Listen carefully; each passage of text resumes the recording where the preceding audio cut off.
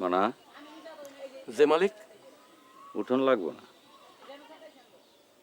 তারা তোরা এসে খাওয়ান দিয়া যায় না। জি মালিক। কি কয়? কি কবে? কি চায় তোর কাছে? কি চাবে মালিক?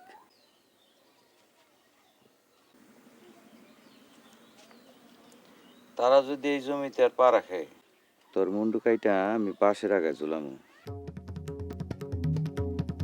কথাটা মনে থাকবো তো? জি মালিক।